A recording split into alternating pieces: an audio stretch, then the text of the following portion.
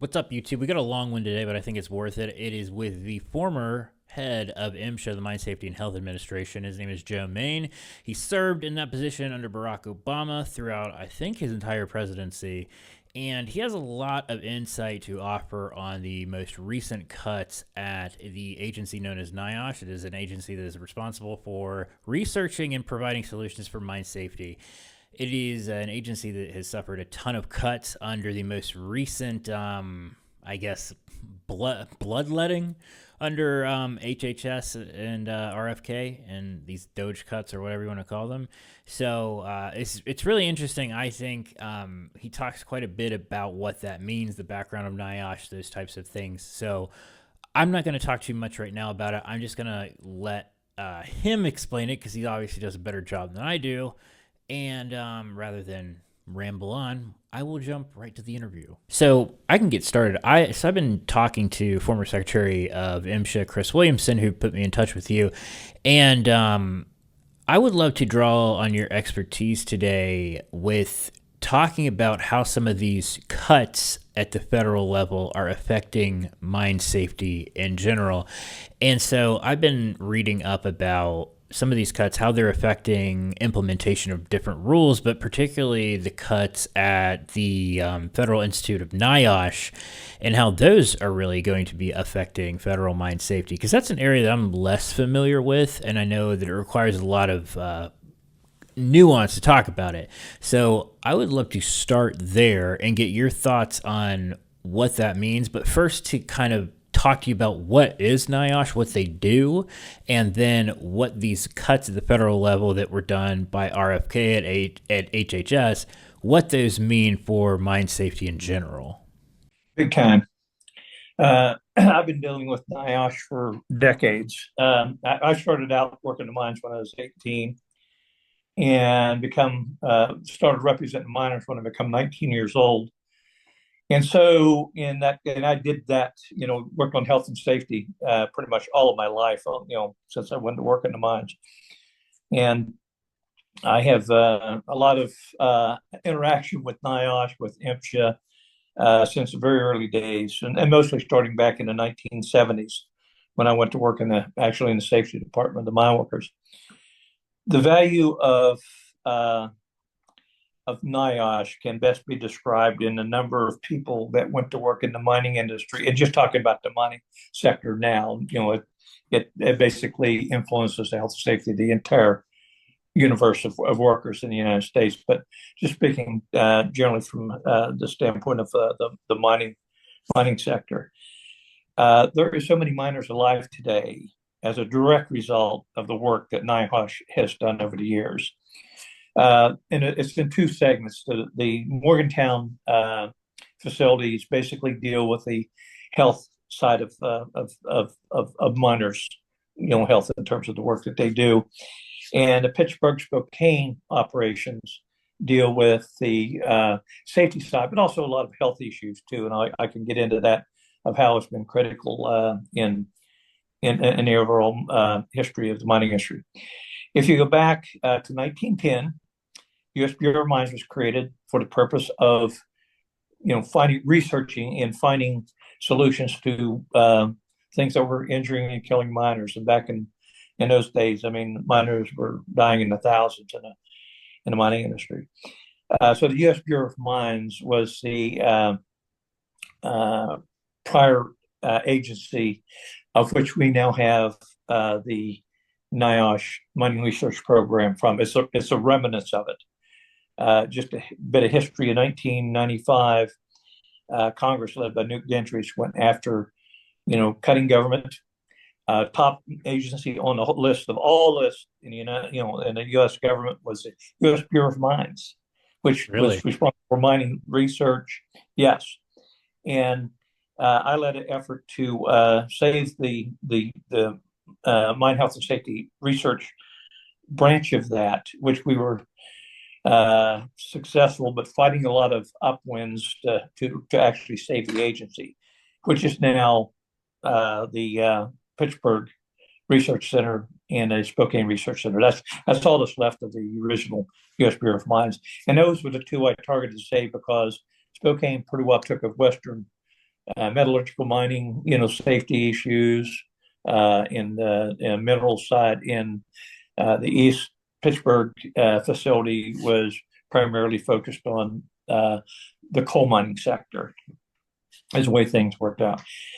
So, if you look at, I'm just going to start with that side. If you look at the history since 1910, the work they've done has been phenomenal in terms of what they've done to prevent mine disasters from ventilation research that they do. They actually send researchers into mines, working with mining companies, and a lot of times in conjunction with MSHA, the enforcement agency, as a forward-looking way of looking at what hazards exist in the mining industry, and they did the legwork, the research and development on their own at times, in conjunction with them at times, and a lot of times in conjunction with the mining industry, because they had to get into mines to do all this work. If you look at the reductions of mine disasters in this country, if you look at the reduction in roof falls, which was one of the leading causes of miners' deaths, where there's cave-ins of the mines. And geology is different in pretty much every mine across the country. The way they mine the seams, the geology of the seams, the strata, all those kind of things. So it dictates every mine has to have their own plan. And there's been a lot of ground roof control failures over the hundreds or since back in the 1800s, since we started mining coal, that has just got resolved to its best level here over the last decade, really, when we were able to go year after year without any roof fall deaths in this country. The work that was put into finding the solutions was, as far as the federal government goes, was basically in the hands of NIOSH. So they get the credit for the work that was done to develop the strategies and the systems to help guide the regulatory process and also the mining approval process. Every underground mine in this country has to have the plans approved for ventilating the mines, roof control, controlling respirable dust, all those kind of things. So guidance to help develop the best plans and have that as part of the regulatory process is a result of just the work that NIOSH has done. I started working with NIOSH on projects probably 30 years ago, and a couple that comes to mind as far as the major accomplishments of products that that we now have in mines today. Start with the self-contained self-breathing apparatus. So in 1984, we had one of the worst mine disasters in modern history at the Wilburg mine. Mm-hmm. I was the head of the mine workers safety department at the time, and also oversaw our mine rescue operations and the actual investigation we did following it. It took us a year to recover the last miner out of that mine that was lost. Yes. It was a mine fire, and the company was shooting for a world record that day. Instead of having about 10 people in on the working sections, they had 28 people, and including the president of the company who wanted to be there when they made the record. Unfortunately, 2 weeks before that, they were mining a longwall, so it was going to be a longwall production record. And I know probably a lot of people may not know what a longwall is, but it's where we mine up on two sides of a block of coal, maybe 1,000 feet wide, maybe 5, 10, 15,000 feet in, and mine that whole block, just slicing the coal off, coming back out. So on the side where the production takes place, you have your belt line that runs the belts the coal right off of the working face. You have your entries that you bring supplies up. Then you have basically a return entry that takes the contaminated air back to return. Then on the other side, after you go across that longwall face, on the other side, you have entries, usually about 3 entries. We call them their tailgate entries that ventilate most of the contaminated air off away from the miners. Okay. If you look at it, you have a door going in one side and the door coming out the other side. This particular day, the fire trapped the miners because there was a roof fall on the tailgate sides of the entries that only gave the miners access back off of their out that the main entries where the belt line ran through and production went through. Fire strikes just at the mouth of that section, traps all these miners in that section. One of them was able to get down low on the ground, find a hole out, and escape. The 27 miners perished. Wow.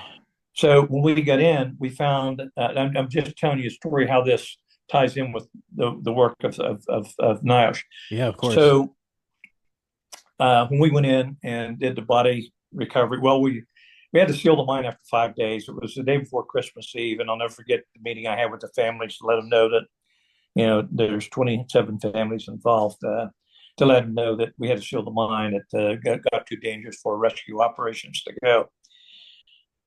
So we spent the next year, rehabbing, letting the mine seal off, get all the oxygen out, choke off the fire to be able to get back in. And when we got in and found the miners, we found miners sometimes on top of each other. Some of them were in the process of changing out their self-rescue device, which is a bulky thing, bigger than the old briefcases that used to carry. And they were so bulky, miners could not keep them with them. So they were stored away from where the miners was at, maybe 300 feet away or whatever. I mean, different distances. So that was just where the miners had congregated. That they were probably about that far away. Normally, they could be 1,500 feet away from them. Under the old rules that was in place in the old systems. So what we found was that those mine rescue devices that miners were using were just impractical to really save their life. Mm-hmm. So I led a charge to develop a belt wearable, self-contained self-rescuer that the miner could have on the side. And I was able to get the National Mining Association and the Bituminous Cooperative Association, which is the two industry groups, to work with us to achieve that goal. Unfortunately, at the time, MSHA fought it. They was wanting to do a whole different kind of thing where you had to piggyback to go get another rescuer, with one. I wanted to be at least an hour, give the miners at least an hour's worth there. Long story short, we came to agreement. We tasked NIOSH to develop that device. And after, I think we started in 98, we struck the deal. Finally really got the test completed that showed that this was a viable device around 2004, and it sat on a shelf during the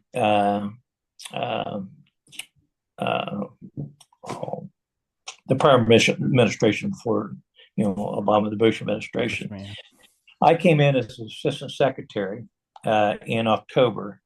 And one of the first regulations that I put into effect, the very first regulation I put into effect, which I think was the day before or the day after the Upper Big Branch mine disaster, just happened that way. It had already been in the pipeline. But I approved that device. No, I'm sorry. I got confused there. The self-contained self-rescuer, we worked with the industry group tasked to NIOSH as the driver, of developing the device. And some years later, we produced the first self-wearable air supply that had an hour's worth of air that the miner could wear on their belt. And it was CSC was a company that we worked with out of all of them. Most of the companies that did these devices said they couldn't do it. CSC did it, working with, the NIOSH folks and doing the testing and the building and all that. So miners today have a 1 hour device off their side as a result of the work that NIOSH marched through. Second device, I'll tell you that, which is one I got a little bit distracted. I worked on so many things, I sort of have to back up sometimes. But so in 1974, I was on the Health and Safety Committee at the convention, or United Mine Workers Convention in Cincinnati, Ohio.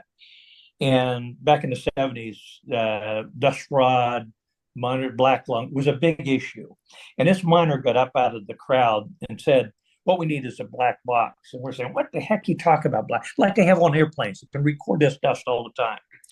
That thought never left my mind. And whoever that miner was, I don't know, but he gets credit for the spark that he lit that day. It took me years as the head of the Mine Worker Safety Department to really get enough energy behind that. And we finally, again, got a deal with the BCOA and the NMA to work with us to build this device, which would provide miners in real time the amount of respirable dust they were breathing. What was used was a gravimetric sampler that they wore a sampling device, sucked in the dust, and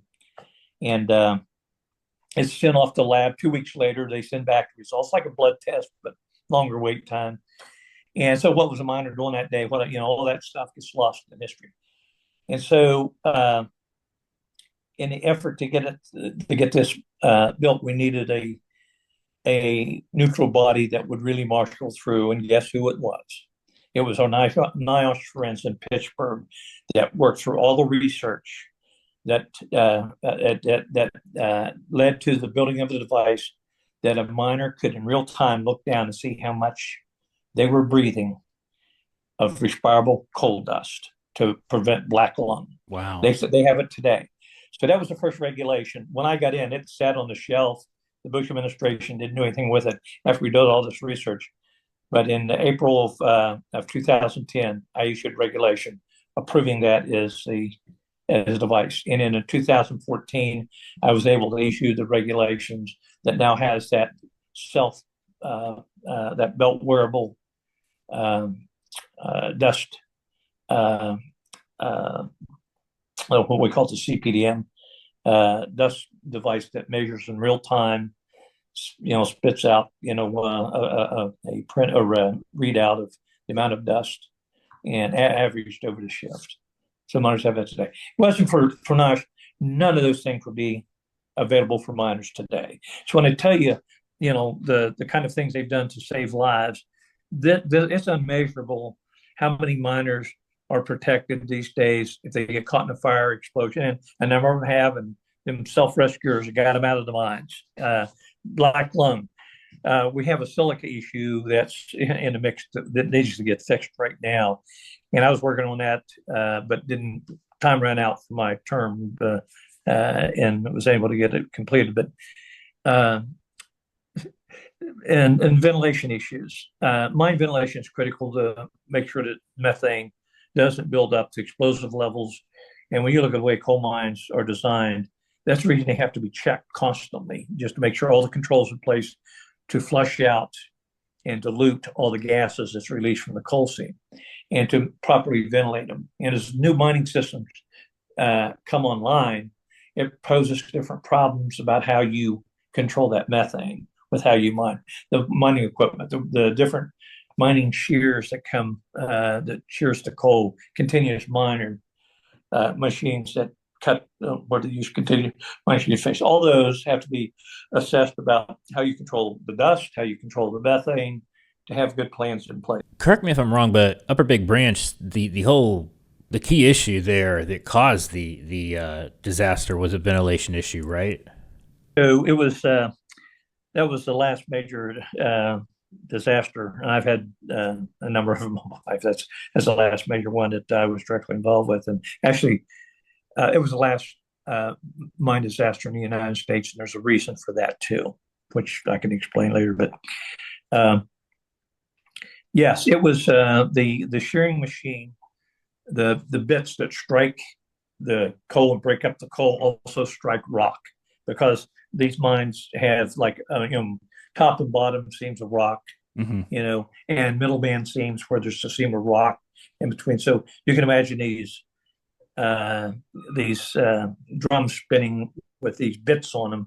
The arcing and sparking would take place.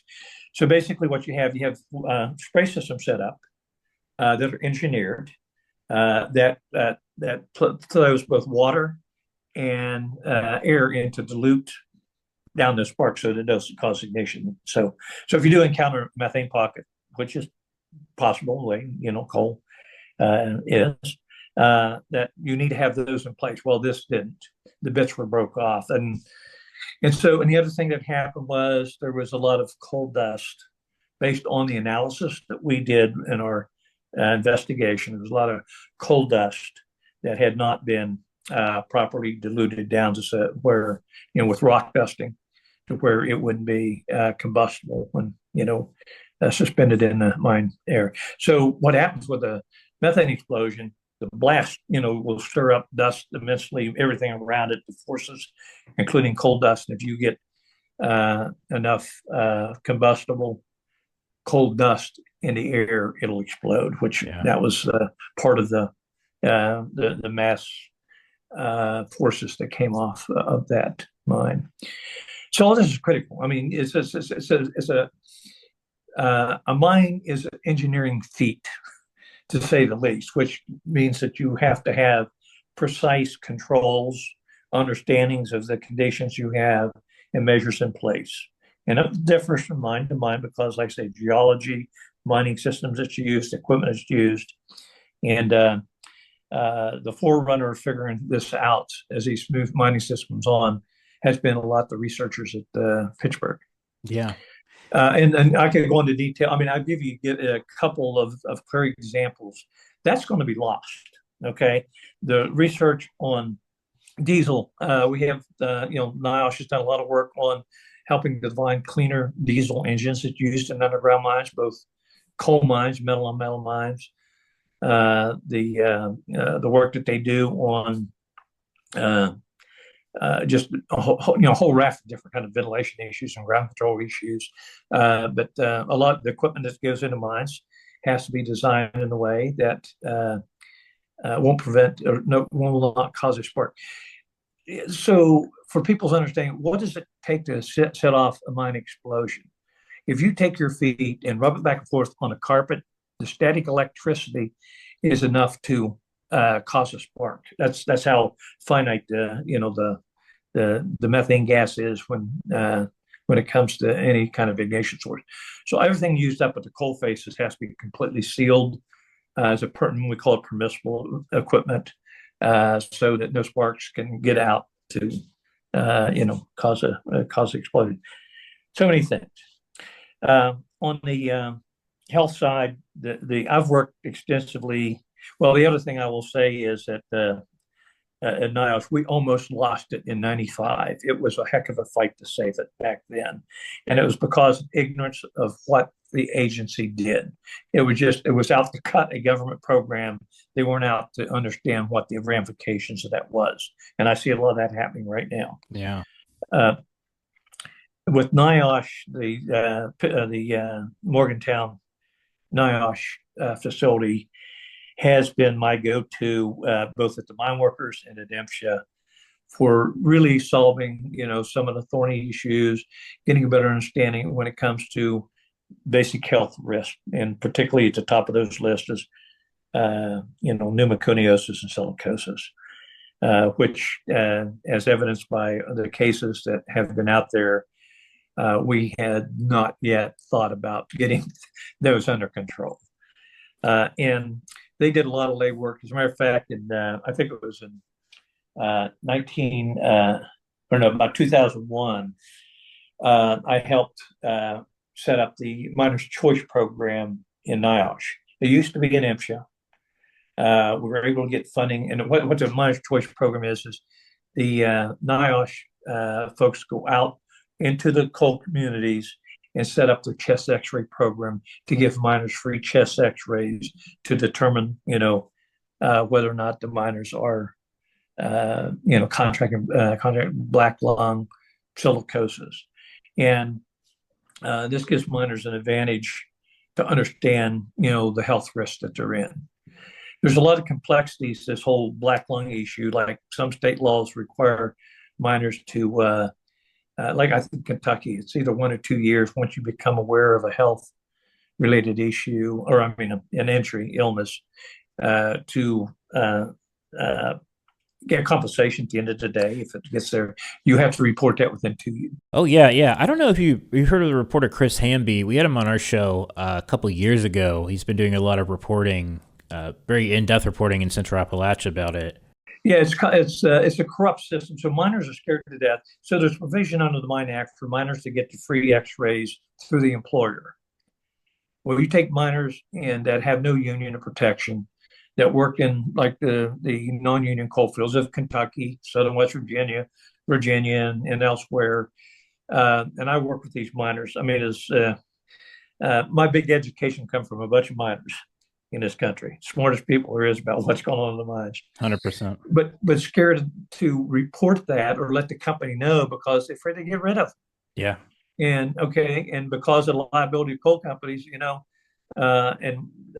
those are prohibition against hiring miners, it's an act of discrimination to discriminate against one that may have black lung. Trust me. Yeah, I've read the horror stories about Don Blankenship and how he operated his mine, so I can only imagine. Well, and there's a lot in the industry that has, because the employer of last employment is responsible for the liability of black lung claims. So, okay.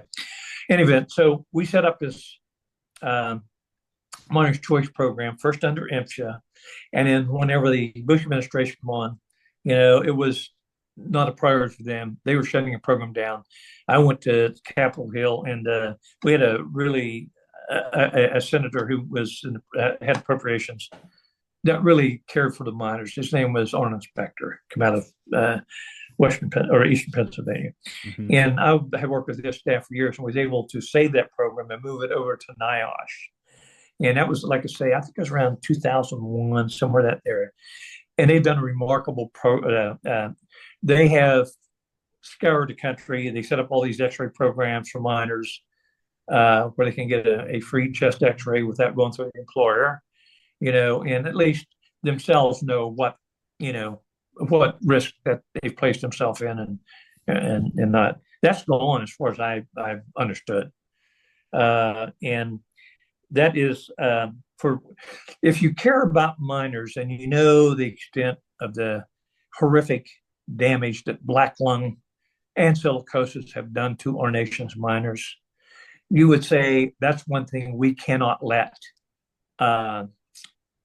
get lost here in this whole shuffle, where miners will be more exposed and more miners are going to be sick, more miners are going to die from black lung.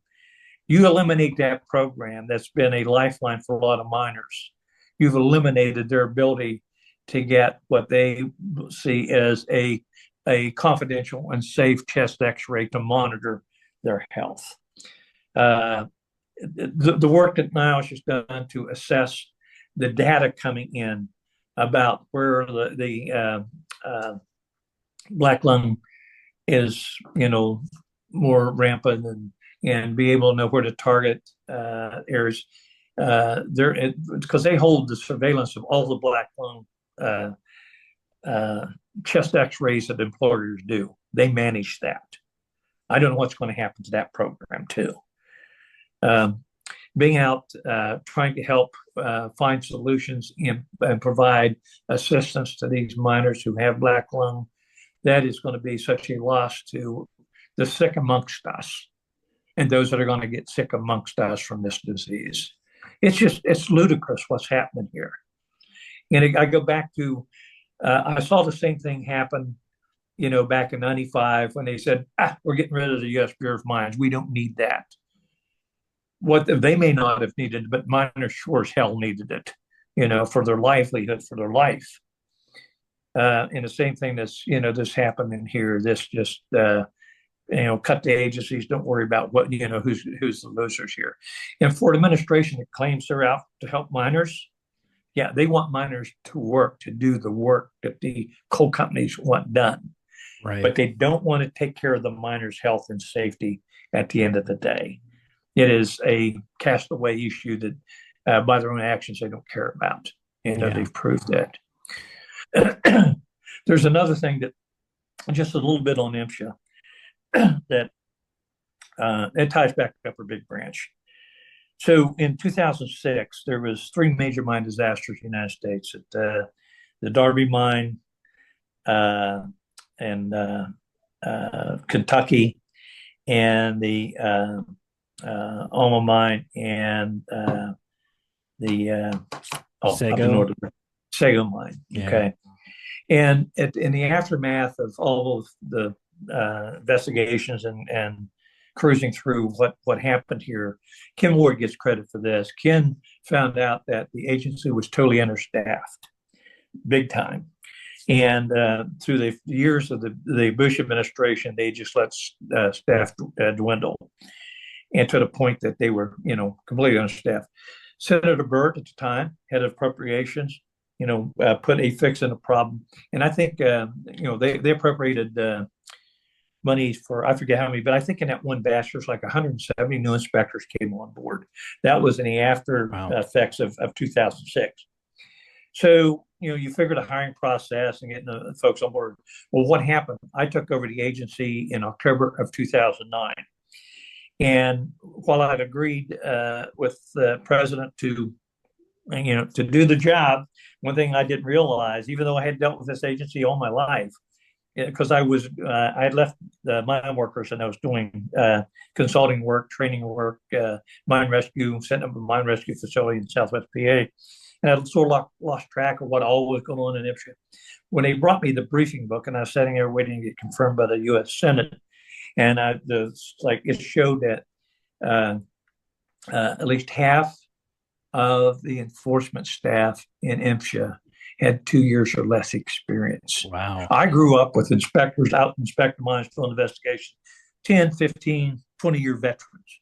That had been reduced down to half of the staff in the whole agency. Enforcement staff had 2 years or less experience. So when the Upper Big Branch disaster occurred and we started to, I just threw everything on the table. We're, these internal interviews, just reporting stuff and doing the same thing. We did just one of the greatest in-depth internal reviews that we could. And one of the things that came out of that was the failings on the agency, even though this was the mine operator's fault. They are to blame for that disaster. They were held accountable for that. But the agency itself, by what happened, we had determined that a contributing factor was this loss of experience through MSHA, where things were missed.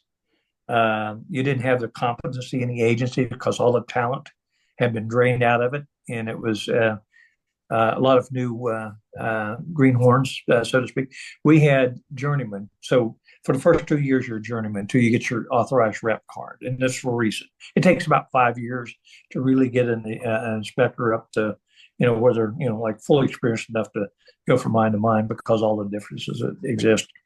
And mining is complex, by the way. So we found that I think the field office supervisor had like 1 year AR under his belt, supervising all these other greenhorns. We had inspectors at the mine where you had in the older days when they were staffing the agency upright, you had these experienced mentors, 10, 15, 20 years mentoring these new journeymen. You had journeymen mentoring journeymen doing these inspections. You had in the plan approval process, you had back as I was working up the coal fields and dealing with the MSHA, you had all these experienced, smart people that knew mine ventilation, knew roof control, knew electrical stuff, knew dust, knew the plant went. So they had to prove the plants. Okay. Wow. That was weakened out. You had the supervisory staff had been weakened. The whole agency had been hollowed out. And so one of the contributing factors was just the inexperience in the agency, which was brought about by all those failures to staff the agency up, which I was a beneficiary being a new assistant secretary. All these new inspectors coming in that was found as being an issue during the 2006 disasters. But they were greenhorns, and I had an agency that was half, so-called greenhorn. And that's my fear of this happening in MSHA today, because when I look back, and all this was a report of Congress, I did hearings, testimony, I presented all of our findings, the investigation report findings, and the internal review. So Congress is aware of what that can do. And what I've said, I don't know if you've seen a number of my posts that I've been putting out, but Congress cannot sit blindly by and let all this stuff happen again. And that's what's happened. They're not speaking up.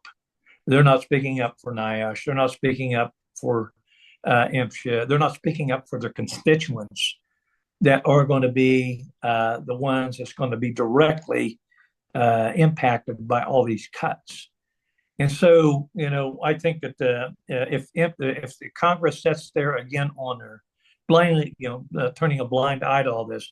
They're as responsible if something happens out there as the people who are engaged in making these cuts. Simple as that.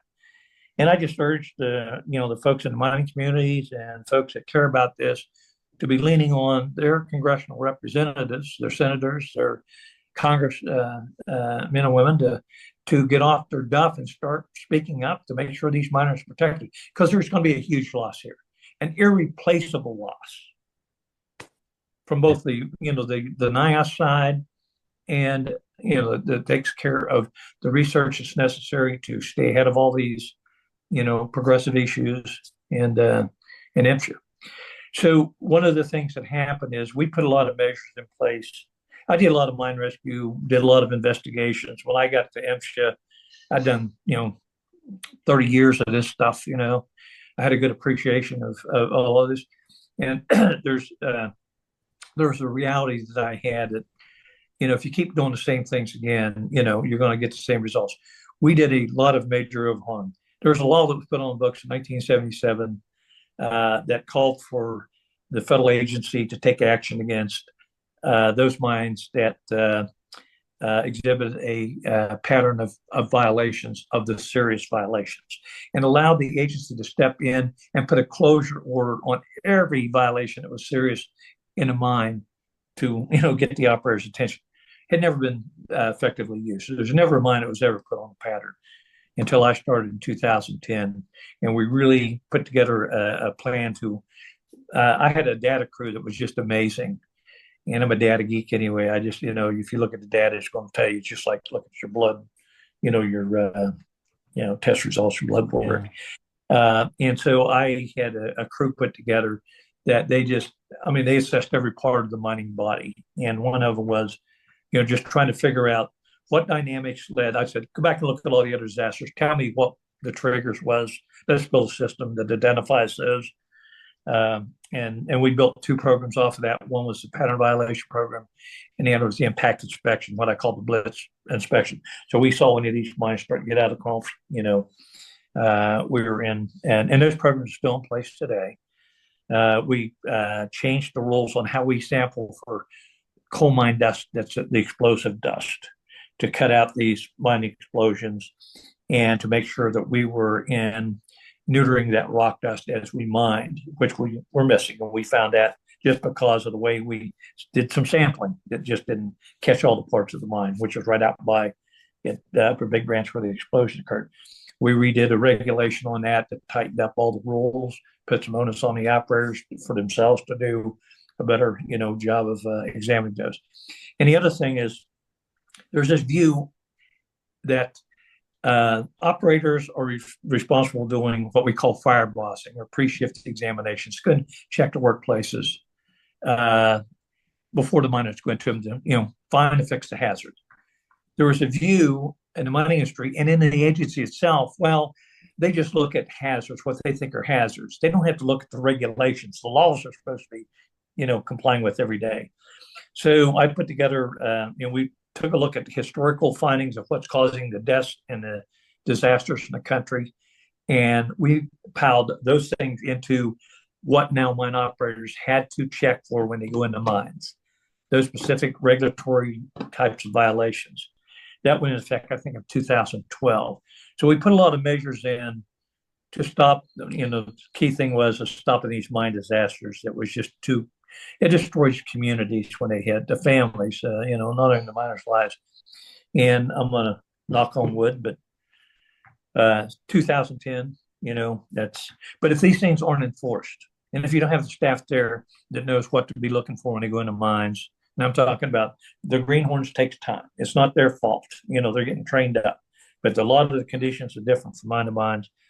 And those protections are put in place is only as good as they're complied with. And for those that doesn't want to comply to what MSHA enforces.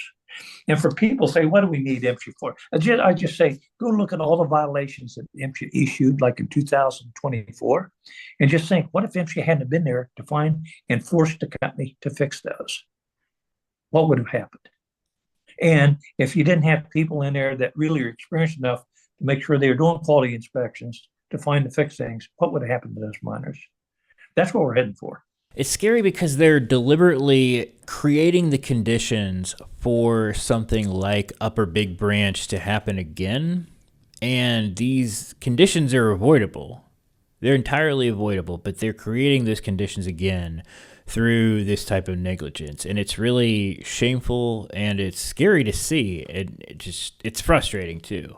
And the knowledge and experience that they're in one fell swoop wiping out in both MSHA and NIOSH.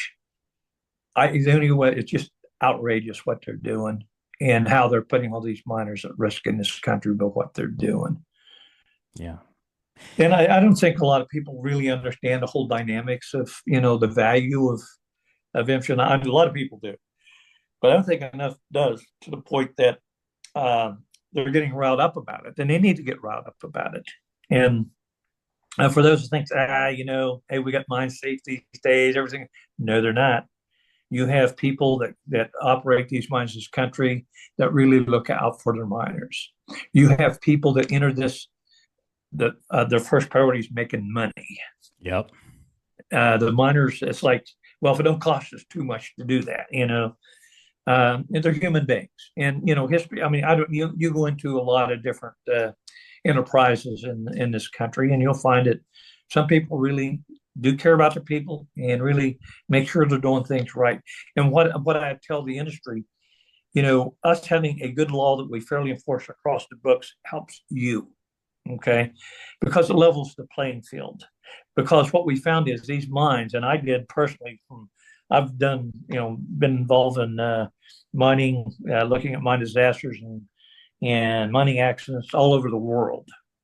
And there's one equation that the beneficiaries in the market are the good operators when there is a good regulation process in place and it's fairly applied, because it makes those who cut corners have to deliver the same kind of measures and protections that good operators are doing, and so it's really a benefit to the industry itself. If we do have a system in place that at the end of the day does level that playing field in a fair way. It makes sense. And that's this stuff it's going to be lost here. And I worry that if something doesn't happen on the very short term right now, that there's going to be a concreting in of the Musk just totally irrational and harmful cuts that they're making. That's going to be codified by the agency. And the same thing with RFK. RFK don't give a crap from what his expressions are with what he's doing about the health or safety of these miners, nor does the Trump administration sit back there and let it go. And for, like I say, the congressional representatives sitting there in the seats responsible for taking care of the people, their constituents, I feel the same for them if they sit and blindly let this all happen. Yeah, no, you're so right. And I think that one of the biggest problems is that a lot of people just don't really fully understand all of these things.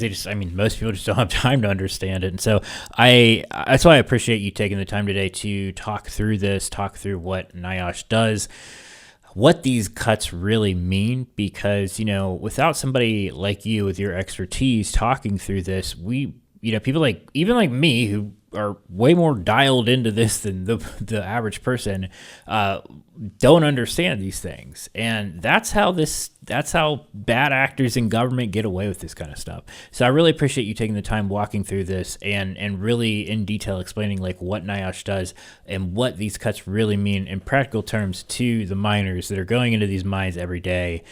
And how this puts their safety at risk. So, Joe, I really appreciate you talking through that, and I'm grateful for your knowledge and you sharing it with us today. And I just hope at the end of the day, people listen up and speak out. I know that I will, and I have a feeling that the people that are listening today will as well. So, again, thank you so much for coming on the show and talking with us today, and I appreciate you sharing your time and knowledge with us. Anytime. Thank you so much.